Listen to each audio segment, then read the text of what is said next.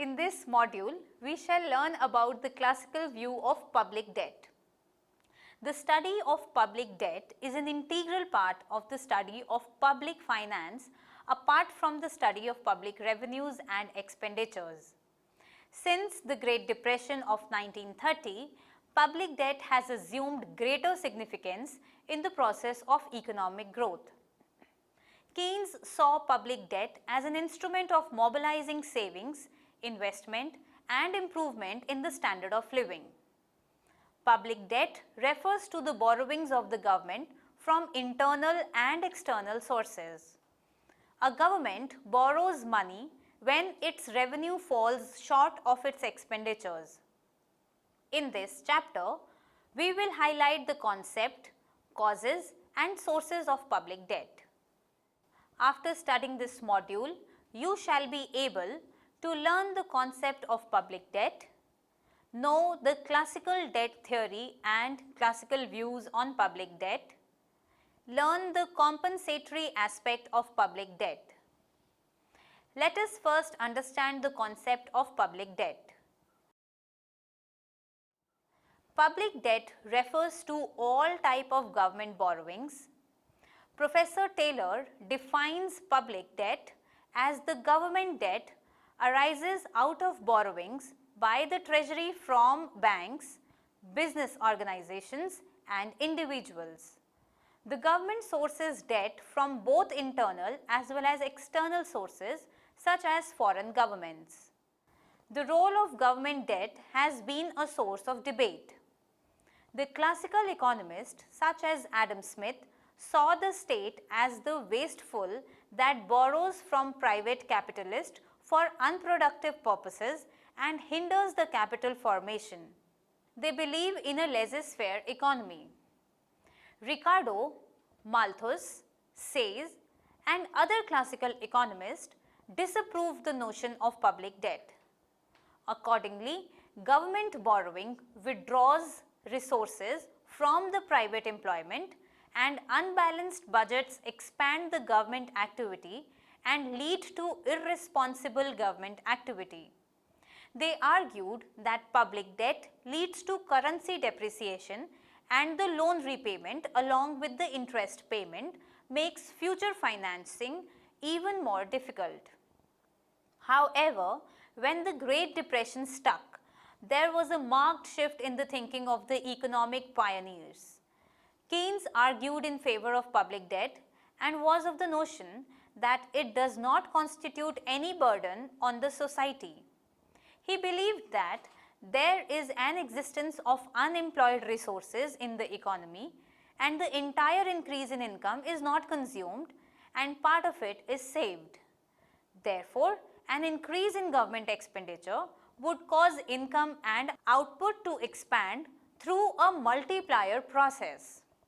The public debt during the period of Great Depression was instrumental in getting the economy back on track. Through debt creation, the government could mobilize private savings, raise the resources for capital formation and thus generate employment and raise the effective demand. It curbs consumption and raises the savings necessary for the future capital formation and income generation.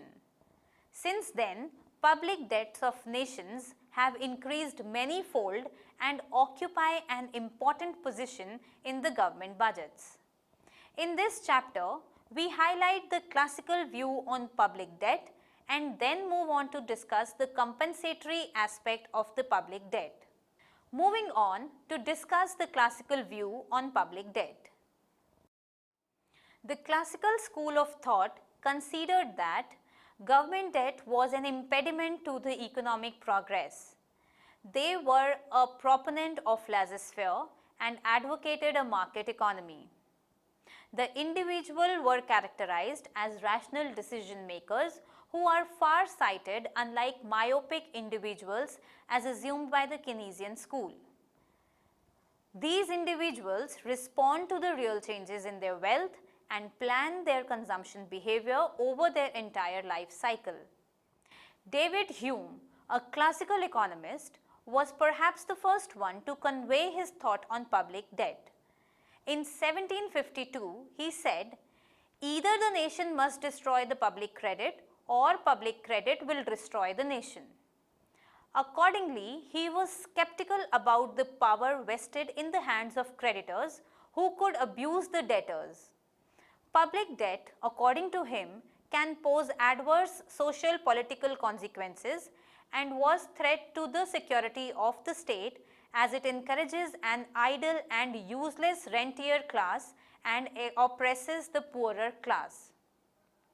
J.B. Say made a distinction between a private borrowing and the government borrowing. The purpose of private debt is to create beneficial employment, whereas public debt creates barren production and consumption, and the burden is transferred to the future generations. Adam Smith in 1776 held the view that the progress of the enormous debts which at present oppress and will in the long run probably ruin all the great nations of Europe has been pretty uniform. He considered the state as wasteful. Public debt takes away resources from the private capitalist. The annual produce is directed towards servicing of debt rather than to the capital formation and towards the maintenance of unproductive labor. He argued that land and capital will be burdened by the higher taxes imposed to the service debt. Public debt will lead to a transfer of resources to unproductive creditors, and as a result, the ruin of trade and manufacture will follow the declension of agriculture. He and Ricardo were concerned with the consequences of public debt, the usage to which it was put. The consequence of debt is the destruction of capital caused by it. Ricardo advocated one-time capital levy as a means of redemption of debt and use of tax revenues for the financing of the war.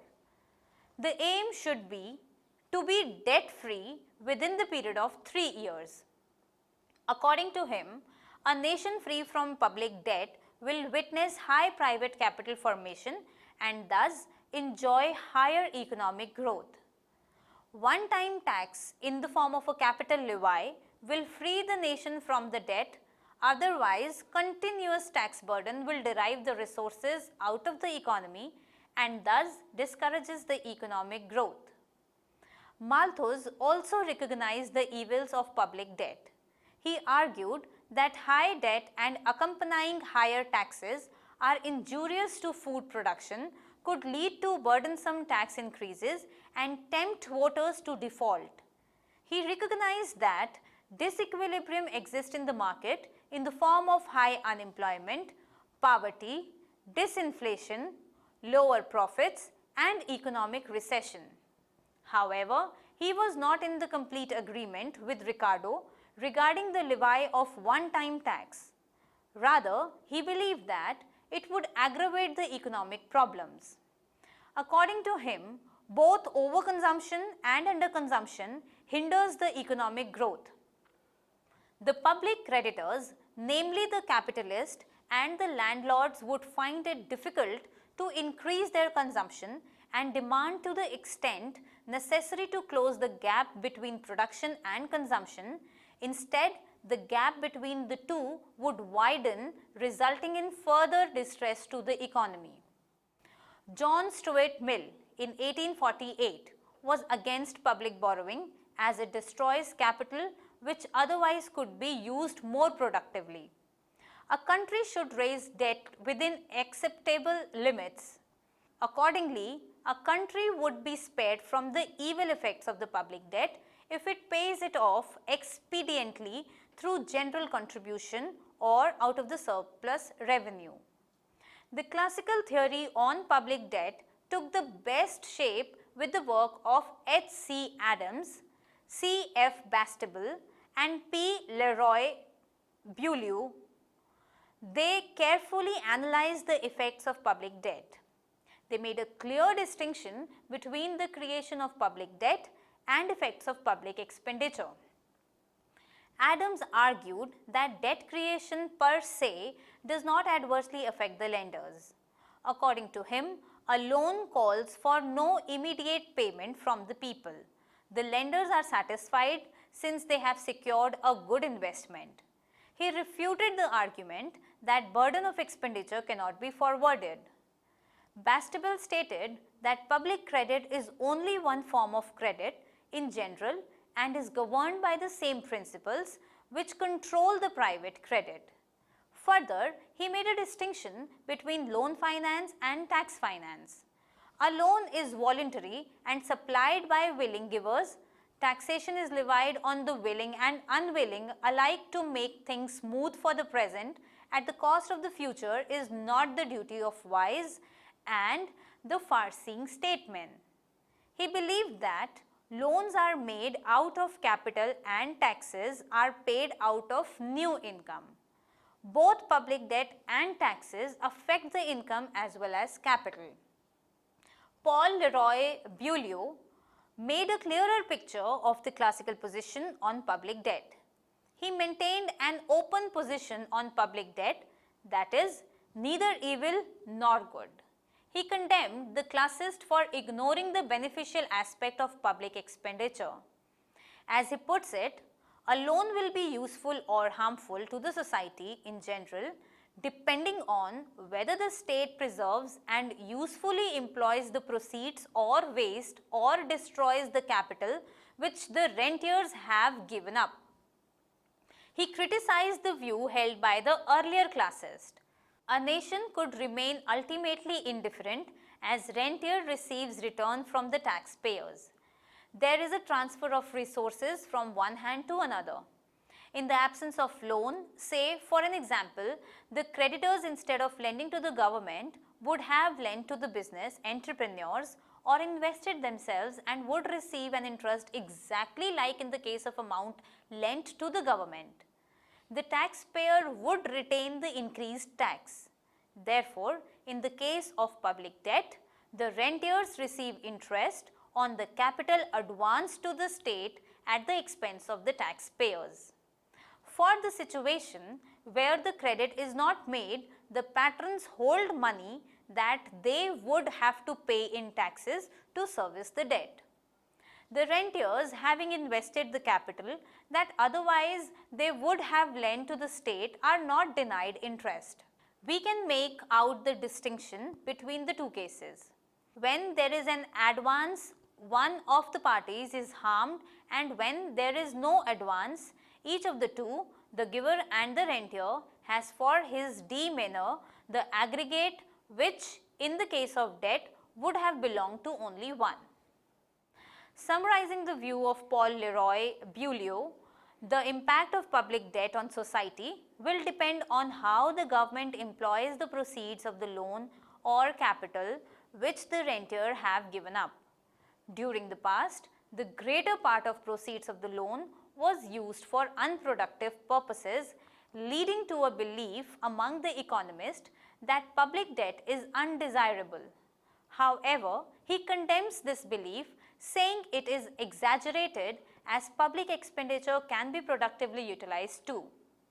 His ideas were widely acceptable until the World War I. Subsequently, the report of Colvin Committee in 1927 represents the most important work on debt theory made during the World War I and the Great Depression. According to the report, the burden of the public debt is faced by the nation as a whole in the form of future taxes for servicing of the debt, as it involves the redistribution of wealth within the nation. The following points summarize the dominant views held by the classical on public debt. Public debt leads to a reduction of resources for the productive private employment. Next, deficits were considered less harmful as compared to the current taxes, and unbalanced budgets lead to the irresponsible government action and unnecessary expansion its activity. Next, future financing gets more troublesome due to public debt as more funds out of the budget have to be spared for fixed charges and by increasing the amount of taxes which must be paid to service the debt. Next, currency depreciation and rise in inflationary expectations are caused by a rise in the public debt. Next, public debt financing requires funds for interest payment and amortization, hence a double burden for the exchequer. Overall, the classes believed that increase in fiscal deficit leading to government dissavings will have a detrimental impact on the economic growth if rise in government dissaving is not fully matched rise in the private savings. In this scenario, overall savings in the economy gets reduced, exerting pressure on interest rates. The classists were the proponents of no government intervention and market clear automatically, so there is the full employment of resources. This in return leads to a tax burden on future generation and rise of future consumption. Increased consumption means lesser savings in a closed economy. External borrowing to finance nation debt in case of open economy. External borrowings involves currency appreciation and fall in export earnings. Thus, according to classical debt theory, public debt leads to declining national savings, investment, exports, but rise in consumption. A recent estimate by Gale and Orzag on US economy suggests that rise in fiscal deficit by 1% of GDP will lead to 50 to 100 basis point increase in the long-term interest rates. Thus, countries must ensure fiscal discipline to achieve the long-run growth objectives. Now, we shall discuss the compensatory aspect of debt policy. Over the period of time, government borrowing as an instrument of fiscal policy has gained greater significance. It is used in a wider perspective from the financing war expenditure to the mobilization of savings for economic growth and for aiding monetary policy in fighting inflation. It is a tool used for containing fluctuations in the business cycle. Keynesian theory advocates public borrowing as an effective tool for fighting the economic depression when aggregate demand fails to accelerate the employment and output. He has well explained the compensatory aspect of debt.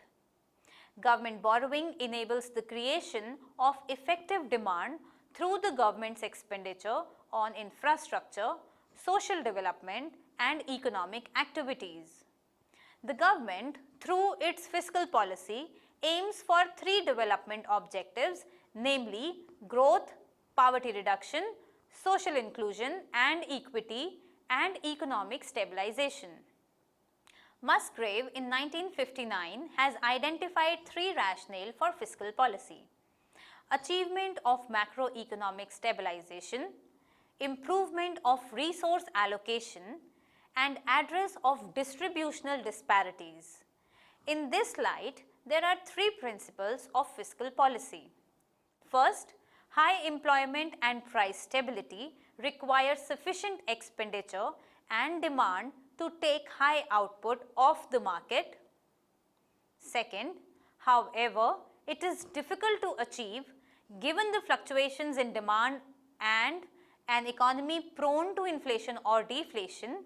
Third, and compensatory budget policy is one of the tools for stimulating aggregate demand.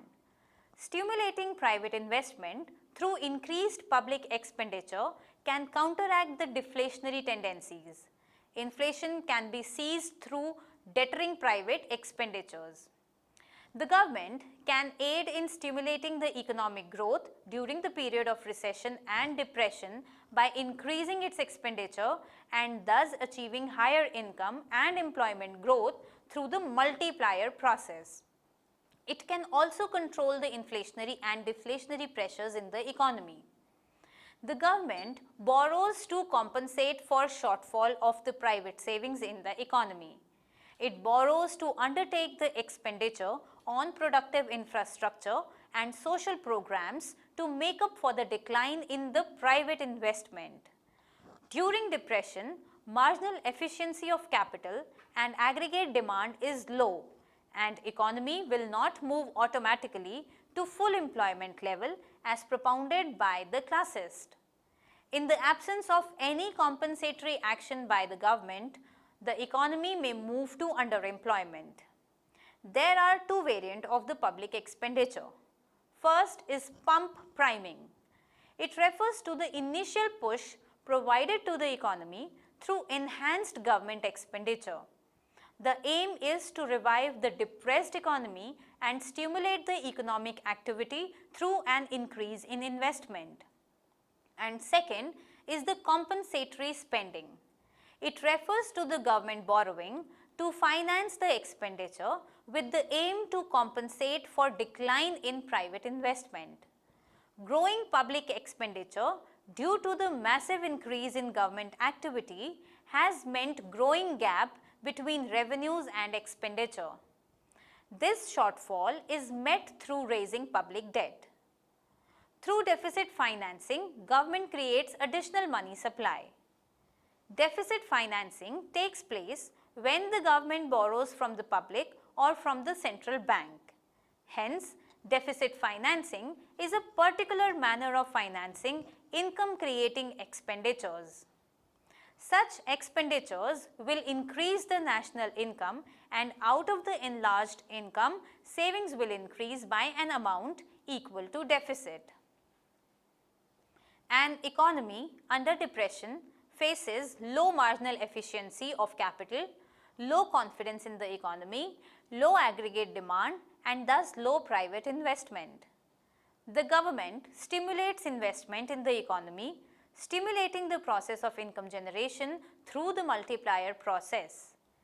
In order to have an expansionary impact, the public expenditure must be financed through borrowings or through both increased borrowings and a cut in the tax rate rather than through increased taxes only. Increased taxes merely leads to a transfer of resources from one party to another, that is, reduction in the disposable income and private spending and increase in the public expenditure.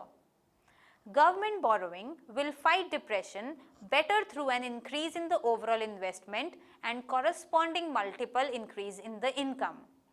The aim is to put idle resources into productive uses. The corresponding increase in aggregate demand leads to the rise in the price level and generates optimism in the investors and businesses.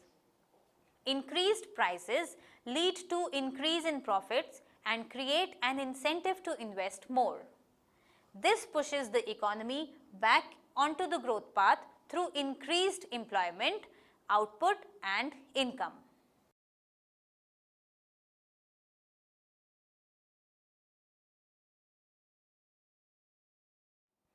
Let us now summarize what we have learnt in this module. Public debt refers to all type of government borrowing from internal and external sources. Next, the classists were the proponents of no government intervention and argued that market clear automatically, so there is always a full employment of resources. Next, according to classical debt theory, public debt leads to fall in national savings, investment and exports, but a rise in consumption. Public debt leads to reduction of resources available for productive private employment. Next, deficit financing refers to the borrowing by the government to cover up its budgetary deficit. The government raises funds either from the public or through the creation of additional money. Next, to revive an economy out of depression, the government adopts a policy of deficit financing. The government stimulates investment and aggregate demand in the economy, stimulating the process of income generation through the multiplier process.